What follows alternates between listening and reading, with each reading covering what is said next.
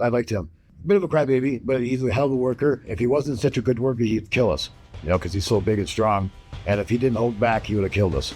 Killed me anyways. Not a joke. When wrestling legends talk about the Big Show, they do not just describe a large man. They describe a biological reality that made them worry for their own safety. He is remembered as a gentle giant, a respected legend, a man who seems safe to work with. Most people look at his career and see decades of professionalism and respect, but multiple veterans have said the exact same thing when they talk about working with him. The only reason Big Show did not seriously hurt someone permanently is because he actively held back every single night. Most nights in the ring, his main job was not to execute moves or tell a story. His main job was restraint, because when a man that size makes even a tiny mistake, that power becomes brutally real. So how does someone 7 feet tall and 500 pounds step into the ring every night without causing permanent damage? And what happens when things go wrong? That is what we are here to explore today. Before we dive deeper into this story, use the hype feature to give this video some hype. It helps us tell more stories like this one, and we really appreciate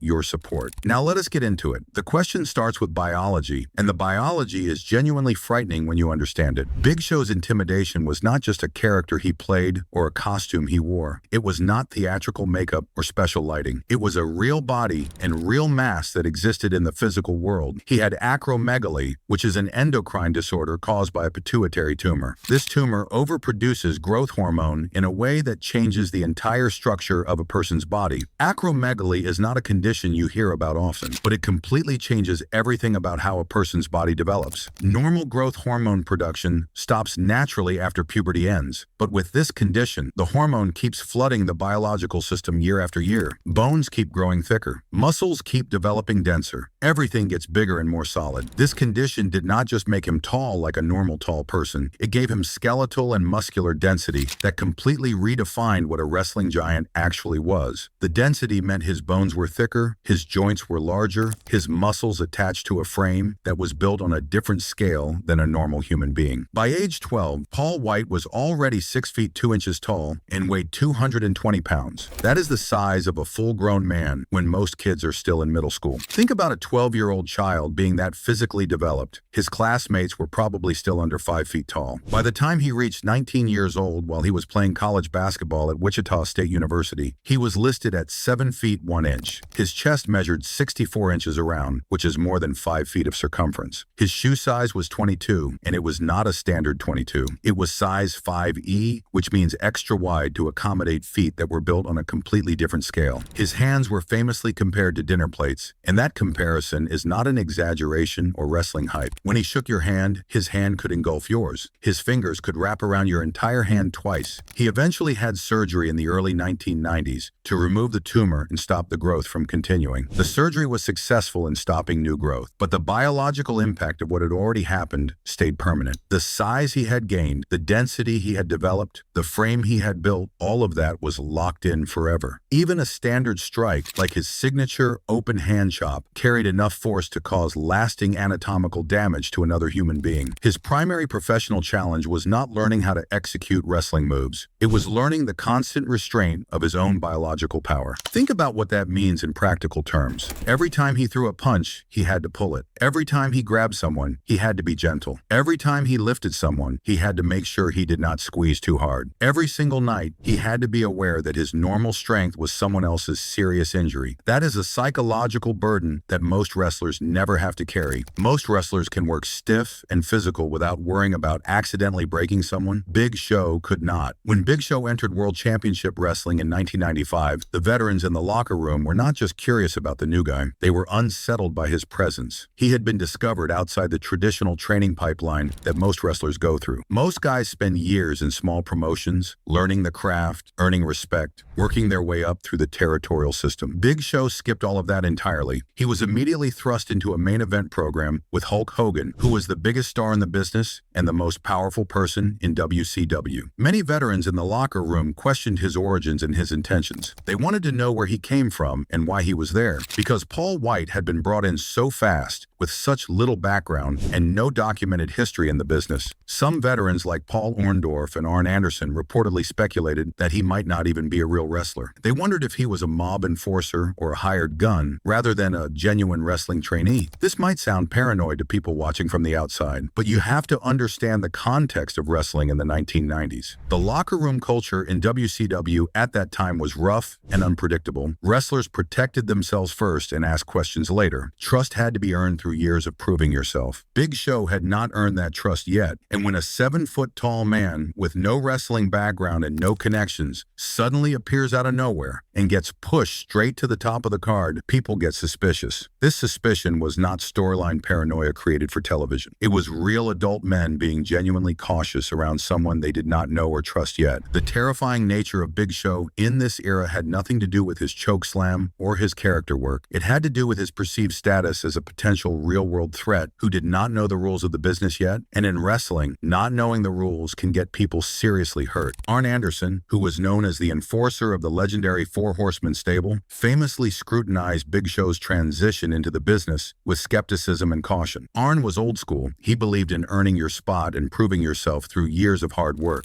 Paul Orndorff, who was an athlete of legendary reputation and proven toughness, was even more critical and direct. Orndorff once participated in a legitimate street fight against 7 police officers. So when he evaluated someone's toughness, he was not guessing. He was speaking from actual experience with violence. And Orndorff reportedly kept a buck knife ready in case things went bad with the new giant. That is not a joke or exaggeration. He literally had a weapon nearby because he did not trust the situation. Orndorff dismissed Paul White bluntly in interviews, calling him a fat basketball player and questioning whether he had any heart in the ring. He said White would never be Andre the Giant, which was the ultimate insult because Andre was the standard by which all giants were measured. This friction highlights the brutal gatekeeping that was common in the mid-1990s, where giants were expected to be biologically terrifying but also professionally subservient to the established guard. You had to be big and scary, but you also had to know your place and respect the veterans. And Paul White was big and scary, but nobody knew if he respected anything yet. Paul Orndorff's harsh assessment made the danger feel even worse. When you have an unpolished giant who does not know what he is doing yet, that is the absolute worst kind of giant. A giant who knows how to work is manageable and predictable. A giant who is still learning is a disaster waiting to happen. Orndorff publicly said that White had no heart. He said he would never amount to anything in the business. The idea that someone that physically massive was learning on the job and figuring it out in real time created genuine fear among the roster. He was too huge to be making rookie mistakes in a real ring with real people. Veterans knew that one bad mistake from a man his size could end a career permanently or even worse. The dismissal from Orndorff was not just harsh criticism. It was genuinely scary because it reinforced the idea that this giant did not have full control yet. And lack of control from someone that powerful is absolutely terrifying. Then there was the athleticism problem, which somehow made everything even worse instead of better. Big Show was way too athletic for his size, and that genuinely freaked people out. In his early career, before the business forced him to slow down and simplify his style, he was doing moonsaults off the top rope and flying drop kicks. These were moves that no 500-pound man should physically be able to do. Think about that for a moment. A moonsault requires you to jump backwards off the top rope, flip completely in the air, and land on someone. When you weigh 500 pounds, that should be physically impossible. The human body should not be able to generate enough force, but Big Show could do it. Veterans were deeply unsettled by this because they believed very strongly that a man of his mass should remain grounded to maintain the illusion of being an immovable object. If a giant can fly through the air, then what makes the smaller guys special? If the biggest man in the company can do what the cruiserweights do, then the cruiserweights lose their purpose. During a tour of Japan, Paul White executed a drop kick off the top rope against an opponent named Yasuda. The Japanese crowd went absolutely crazy. It looked amazing and shocking. But when White returned to his hotel room that night, he found a message waiting for him. The message said to call Terry Bollea, which is Hulk Hogan's legal name. So White called him back, probably thinking Hogan wanted to compliment the match or give him positive feedback. Instead, the phone call was brief and stern. Hogan asked him directly if he had just done a drop kick off the top rope in Japan tonight. When White confirmed that yes, he had done it, Hogan's response was blunt and final. He said, "If you ever do that again, I will never work with you." And then Hogan hung up the phone without another word. That was it. No discussion, no explanation, just a threat and a disconnected call. The ultimatum was rooted in traditional wrestling psychology that had existed for decades and was considered sacred. If a 500-pound man can do a moonsault, then a 200-pound man's athleticism becomes meaningless and ordinary. If the giant can fly, then flying is not special anymore. Hogan and other officials in the business believe very strongly that giants do not do moonsaults. They believe that giants should be slow, powerful, methodical, and immovable. They should be mountains that smaller guys have to climb over. They should make the audience believe that nothing can move them. Paul White should have been focused on being that immovable mountain, not on proving how athletic and agile he could be. This intervention from Hogan effectively dumbed down his in-ring style permanently, shifting his terror from athletic unpredictability to slow, grinding, methodical power. But the fear in that phone call was absolutely real. The idea of a man that huge moving like a cruiserweight felt wrong on a fundamental level. It violated the natural order of wrestling psychology, and it genuinely scared veterans who believed the business had unbreakable rules that should not be violated under any circumstances. Then there was the chop problem, which created years of pain and permanent physical damage. Big Show's open chest chop became one of his most recognizable signature moves over the course of his long career. The setup was always exactly the same. He would stand in the center of the ring and put one finger to his lips, telling the crowd to be absolutely quiet and silent. The entire arena would go silent. You could hear a pin drop, and then he would wind up slowly and deliver a massive overhand slap directly to his opponent's sternum with his giant open hand. The sound would echo through the building like a gunshot being fired. It was not just loud, it was a specific crack that made people wince. You could feel it in your chest from the upper deck. The crowd would react with shock and awe. It looked absolutely devastating on television and in person, but the impact was not merely theatrical or exaggerated for the cameras. It had lasting physiological consequences for the people who took that chop. In 2019, more than 10 full years after the original incident, former WWE champion Kofi Kingston revealed something genuinely disturbing during an interview. He said that his chest has a permanent physical indentation that never went away. He attributed this deformity directly to being chopped by Big Show back in 2009. Kingston claimed that his sternum has not been the same since that night and never recovered. Fans who looked closely at photos noted that his chest genuinely appears to have collapsed inward in the center, creating a visible dent that you can see. This serves as a rare documented example of a professional wrestling move causing a permanent anatomical change to someone's actual body. It validated everything people said about the terrifying power behind Big Show's strikes. This was not a work. This was not selling. This was not exaggeration. This was real physical damage that lasted for over a decade and may never fully heal. But then there was a weird reversal to the chop story that shows how brutal the move was from both sides of the equation. Big Show himself said in interviews that certain opponents were absolutely terrible to chop because of their own physical density and extreme muscle development. He specifically identified Triple H as the single worst person to chop in his entire career. He said that Triple H's upper chest was so incredibly muscular and firm from years of dedicated bodybuilding that hitting it felt exactly like slapping two bowling balls with his bare hand. The impact caused significant pain to Big Show's own hand and wrist every single time he did it. Yet Triple H, being Triple H, would reportedly tease Big Show about it and insist on being chopped even harder just to prove how tough he was. This showcased the weird, masochistic professional camaraderie that was required to withstand Big Show's power and still come back for more punishment. But the underlying truth remained crystal clear to everyone involved. Even his most basic strikes carried serious risk. The chop looked cool and sounded brutal and got great crowd reactions, but it could leave real marks and cause genuine long-term damage to human bodies. Some reports even tied what was called a police-style reaction to how violent the chop looked when Big Show used it on smaller opponents. Arn Anderson, who worked as an agent helping to plan and structure Big Show's matches, later said in interviews that when he saw Big Show throw Rey Mysterio around during certain spots, his immediate instinct was to want to call the police on him. Not as a joke, not as a compliment. He genuinely wanted to report what looked like a criminal assault. That is how brutal it appeared, even to someone who had been in the wrestling business for decades and had seen absolutely everything. Sabu, a wrestler who became famous worldwide for his extreme disregard for his own physical safety, provided a unique perspective on working with Big Show that carries extra weight specifically because of who Sabu is. Sabu noted very clearly that Big Show was a hell of a worker, and he explained exactly why that mattered so much. He said that Big Show possessed enough raw physical power to kill people if he did not actively, unconsciously hold back during every single exchange. Sabu described his own in-ring style as diving recklessly at Big Show without any self-preservation instinct, knowing and trusting that the giant had the strength and the professional skill to catch him midair and control his landing safely. The fact that Sabu trusted Big Show enough to fly at him recklessly says everything about Big Show's skill level. Sabu would not do that with just anyone. He needed to know that Big Show had complete control. Now you have to understand who Sabu is as a person to fully appreciate this quote. Sabu is fearless and reckless in a way that most wrestlers are not and never will be. He has thrown himself into barbed wire without hesitation. He has jumped off balconies through flaming tables. He has bled in hardcore death matches all over the world. He does not scare easily, but even Sabu, with all of his experience and all of his toughness, said that working with Big Show involved real, genuine danger. In his view, the terror of Big Show was mitigated only and entirely by Big Show's professional skill and consistent willingness to protect his opponents. Had Big Show been less talented, less careful, or more reckless with his power, Sabu believed that the mortality rate of his opponents would have been significantly higher. People would have died in that ring. Sabu's respect for Big Show becomes even sharper when you contrast it directly with his views on other large athletes who did not have the same level of skill or awareness. He claimed very publicly in shoot interviews that Andrew Test Martin, who was another big man in WWE during the same era, was dangerous to work with because Test did not know how to work his strength safely. Specifically, Sabu recounted in detail how Test's signature big boot finishing move would legitimately knock him unconscious because Test was too stiff and hit way too hard without any control. Test also refused to sell properly for smaller wrestlers because of his massive ego about being 6 feet 7 inches tall. Sabu concluded that Test's lack of professional control and his stubborn refusal to protect his opponents made him more genuinely terrifying in a negative and completely unacceptable way. In contrast, Big Show's terror was described as a safe spectacle that was carefully managed by a superior athlete who fully understood the responsibility that came with his size. The line that Sabu drew was simple and absolutely chilling when you think about it. Big Show's conscious choice to hold back his full power every single night was the only safety net that existed. Without that choice, people would have been seriously hurt or killed on a regular basis. The most visceral and haunting example of the physical danger that Big Show posed occurred during the 2003 Backlash pay-per-view event in a match against Rey Mysterio. This particular incident transcended the normal work of a wrestling match and became a moment of genuine medical emergency that haunted Big Show for years afterward and still gives him nightmares to this day. The sequence that was planned for the match involved Rey Mysterio being strapped down to a stretcher, which Big Show would then pick up and swing into the steel ring post like it was a baseball bat. It was supposed to look brutal and get a huge shocked reaction from the crowd, but something went horribly wrong in a way nobody expected. The terror of this moment was born from a seemingly minor environmental variable that nobody had accounted for or thought about. A previous wrestler earlier in the show had used some kind of conditioner product on their hair during their match. That conditioner had somehow transferred onto the stretcher equipment, leaving a slick, oily residue on the handles. When Big Show grabbed the stretcher handles to swing it, his hands were slimy from the conditioner residue. He did not have a good grip. He did not realize the problem until it was too late. As he swung the massive metal stretcher toward the post with all of his 500 pounds of force and momentum behind it, the lack of friction caused the stretcher to slip right out of his hands. It popped out like a hard-boiled egg squirting out of your grip. Because Rey Mysterio was strapped down tight to the stretcher and could not move or protect himself in any way, he had no ability to brace for impact or turn his body. The stretcher slammed violently into the steel post and then plummeted straight down toward the floor, with Rey going face first. The crowd went silent. Rey was not moving. Rey Mysterio had to be taken to the hospital for real. This was not part of the storyline angle. This was a genuine injury situation that required medical attention. Big Show's internal reaction in that moment was one of absolute paralyzing dread and horror. He has described in multiple interviews that his immediate thought was that he had just killed Rey Mysterio. He thought he had just ended a man's life in front of thousands of people. He was so traumatized by the visual image of Rey falling face first and not moving that he could not focus on anything else for the rest of the show. As soon as he could leave the arena, Big Show immediately got into his rental car and drove directly to the hospital where Rey had been taken. He showed up terrified, with tears streaming down his face, apologizing over and over to Rey. Hospital visits after wrestling shows are not uncommon, but they are usually for planned post-match checkups or precautionary scans. This was different. This was Big Show showing up unannounced, unable to process what had happened, needing to see with his own eyes that Rey was going to be okay. He has said publicly in interviews that if Rey Mysterio had been seriously injured or paralyzed or killed, Big Show would have quit the wrestling business that very night and never come back. This event underscores a recurring theme that runs through his entire career. Big Show was often far more terrified of his own strength than his opponents were. He gets nightmares about the Rey Mysterio incident even now, years later. The scary moments where his power became real and uncontrolled haunted him far more than they haunted anyone else who was there. He has said repeatedly in interviews that he really cared deeply about taking care of the other guys and protecting them. The terror that he projected on television was often a mask covering up a man who was deeply and constantly anxious about his own lethality and the potential to accidentally hurt or kill someone he cared about. Stone Cold Steve Austin played a crucial role in teaching Big Show the mental side of being a monster, which was something Big Show genuinely struggled with early in his career. Despite his enormous size and incredible physical gifts, Big Show was not naturally aggressive as a person. He was actually pretty passive and gentle by nature. He initially struggled badly with the giant psychology that was required to dominate the ring and make the audience truly believe he was an unstoppable force of nature. This all changed during a 2-week tour through Europe and England where Big Show was working programs every night with Stone Cold Steve Austin. Austin spent the entire tour treating Big Show like he was dirt on the bottom of his boot. Night after night, show after show, Austin would stomp on him for 8 minutes straight, pour beer all over him, and generally humiliate him in front of the crowds. During one match in London, Austin escalated things even further to force a reaction. He lit Big Show's jaw up like it was the 4th of July, hitting him with heavy, stiff, legitimately hard punches directly to the face. These were not work punches. These were real shots designed to make Big Show genuinely angry and fire up, and it worked. Austin forced Big Show to stop overthinking everything and finally fire up with genuine raw aggression. When Big Show finally snapped and fought back with real intensity and fire, Austin immediately told him, "There you go, kid. That is it. Way to fire up." That was the entire lesson Austin was trying to teach. Austin's goal the entire time was to teach Big Show that he should never stoop down to anyone's level just because they were smaller or more experienced. As a giant, Big Show needed to force everyone else to step up to his level. He needed to make them earn every single inch of offense they got. Big Show has admitted in interviews that he could have snapped Steve Austin in half like a twig if he wanted to. The size and strength difference was that extreme. But Austin was absolutely right about the psychology and the mental approach. Big Show needed to earn the respect of the locker room by learning how to be the monster that his body was built to be. This lesson transitioned Big Show from being a gentle giant who was afraid of hurting other people into being a performer who could convincingly project the controlled terror that the wrestling industry demanded from him. The framing here is important, and it is intentionally negative. He had the raw power to seriously hurt people, and he had to be forcefully taught how to control that power and use it in the right way without causing permanent damage to his opponents. In shoot interviews that took place years later, some of the strongest men in the history of professional wrestling and legitimate strength sports have described Paul White's strength as genuinely terrifying in a way that most people cannot fully comprehend. Mark Henry, who is a world record-holding powerlifter and an Olympic weightlifter with credentials and achievements that put him among the elite strength athletes in human history, made a very important distinction when talking about Big Show. Henry separated what he called gym strength from the functional strength that Big Show possessed naturally. Henry explicitly called Big Show's power scary, and he was not using that word lightly or as a compliment. He noted that while Mark Henry himself could lift significantly more weight in a controlled gym environment with proper form and equipment, Big Show had a type of raw, intimidating, practical stability and power that was genuinely unsettling to work with in a wrestling ring. It was not about numbers on a barbell. It was about the lived reality of being in the ring with someone who could physically overpower you without even trying hard. To truly understand the raw power that Big Show possessed before he was tamed and taught control by the wrestling industry, you have to look at a specific story from his first trip to a professional weightlifting gym with a trainer. Big Show had never bench pressed in his entire life before entering the wrestling business. He had played basketball. He had been a big guy his whole life, but he had never done serious structured strength training. When a trainer put 135 pounds on the barbell, which is a completely standard starting weight for beginners, Big Show grabbed it and immediately said it was way too light, so the trainer added more weight. They went to 225 pounds. Still too light. They went to 315 pounds. Still too easy. Finally, they put 405 pounds on the bar, which is an enormous amount of weight that most trained athletes struggle with for years. Big Show treated 405 pounds as a casual warm-up set, despite having zero experience with the lift. He had never trained the movement. He had never learned proper form. He just grabbed the bar and pressed it like it was nothing. This story highlights a terrifying level of natural, completely unrefined power that most athletes spend their entire lives trying to achieve through years of chemical enhancement and brutal physical training. Big Show just had it naturally from birth, earth because of his medical condition. The idea that he possessed freak strength like this even before he learned the wrestling business added massively to the fear factor. He was not just big, he was not just tall, he was unnaturally, freakishly strong in a way that defied normal human limits and biological expectations. The terrifying physical presence of Big Show was often deliberately used by WWE management to maintain order backstage when situations got completely out of control. Kurt Angle, who is an Olympic gold medalist and one of the toughest men to ever enter professional wrestling, recounted a story about a legitimate fistfight he got into with Eddie Guerrero in 2004. Both men were fired up and genuinely trying to hurt each other. They were not working. This was a real fight between two elite competitive athletes. During the altercation, Big Show walked into the room where the fight was happening. According to Kurt Angle, Big Show displayed what Angle jokingly called little guy syndrome, but in the context of being a giant among other professional wrestlers. Big Show simply walked over, reached down, grabbed both Kurt Angle and Eddie Guerrero by their wrestling gear at the same time, and lifted them both completely off the ground simultaneously. He physically picked up two grown men who were in the middle of fighting and put them in separate corners of the room like they were misbehaving children. He ended the entire fight by calmly stating, "You guys are done," and that was it. The fight was instantly over. Neither Kurt Angle nor Eddie Guerrero, despite their own legendary toughness and competitive fire, attempted to resist or continue fighting. They both just accepted that when Big Show said it was done, it was done. This incident illustrates perfectly that Big Show's terror was not just a television gimmick or character work. It was a practical reality that WWE management actively utilized to de-escalate conflicts that no other person in the building could have handled. The point is brutally simple. Even elite tough guys who have won Olympic gold medals and main event at WrestleMania stop immediately when a giant decides it is over. There is no argument. There is no negotiation. The giant has spoken. The physical mass of Paul White eventually reached a point where it literally challenged the structural integrity of the wrestling ring itself, which led to one of the most famous and visually stunning moments in WWE history. The most well-known instance of this occurred during a 2003 episode of Friday Night SmackDown in a match against Brock Lesnar, who himself weighed around 300 pounds and was built like an absolute tank. While this event is now publicly known to have been a carefully rigged stunt with extensive planning and safety measures, the mechanics of how they actually executed it reveal the genuine logistical terror of managing two men of such immense combined weight. The stunt was overseen by a professional stunt coordinator named Ellis Edwards, and it required a sophisticated rigging system that involved multiple hidden airbags and specially designed locking pins. The wrestling ring was actually lifted several inches off the ground on a hidden airbag during a double-down spot where both men were lying on the mat selling exhaustion. This lift was done carefully to hide the increased height from the camera angles. As Big Show climbed the turnbuckle slowly to set up for a superplex, which is a move where you throw your opponent off the top rope down to the mat, Big Show felt the ring floating and swaying beneath him in a way that rings do not normally move at all. The instability created a sense of genuine danger because the ring was not stable anymore. When the 500-pound Paul White and the 300-pound Brock Lesnar both hit the mat at the same time with a combined 800 pounds of weight, the hidden locking pins were released simultaneously by the crew, causing the entire structure to implode and collapse inward. The canvas dropped. The ring posts tilted at crazy angles. The whole thing fell apart. Referee Mike Chioda, who was in the ring and knew the stunt was coming, immediately jumped off the ring apron to sell the shock and to move himself to safety before the collapse happened. But even Chioda's reaction looked genuinely frightened. The live crowd had a delayed reaction where for a split second, nobody made any sound at all. People were processing what they just saw. And then the scream started. People were shouting, "Oh my God." They believed they had just witnessed the laws of physics being violated in real time. The engineering required to make that stunt work safely was incredible. Multiple teams had to coordinate perfectly. But here's the real story that needs to be told and understood. Big Show was terrifying because the power was undeniably real. The biology that created his size, the acromegaly condition, the freakish strength that let him treat 400-pound bench presses as warm-ups, the accidents that almost ended careers, all of it was rooted in a biological reality that transcended the scripted boundaries of the wrestling business. But the real message, the real lesson, is about restraint and responsibility. The best nights of Big Show's career were the nights when he successfully controlled his power. He consciously held back. He actively cared about protecting the people he worked with. The scary moments where things went wrong haunted him far more than they haunted anyone else who was there. He gets literal nightmares about the Rey Mysterio incident to this day. He teared up at the hospital when he thought he might have killed someone. He openly said he would have quit wrestling if things had gone even worse. The terror was never that he wanted to hurt people. The real terror was that he could hurt people so incredibly easily with so little effort. And the fact that he spent his entire career making absolutely certain that he did not hurt anyone is what ultimately made him a legend. The gentle giant image that people remember was not fake or manufactured for television. It was the direct result of constant, deliberate, conscious control over a body that was biologically built to be dangerous. Every night, he made the choice to be safe, and that choice is what mattered most. So if you enjoyed learning about the terrifying biological reality behind Big Show's career and the conscious restraint that made him a legend instead of a liability, make sure you like this video, subscribe to the channel, and drop a comment down below letting us know what wrestling legend you want us to cover next. Thanks for watching, and we will see you in the next one.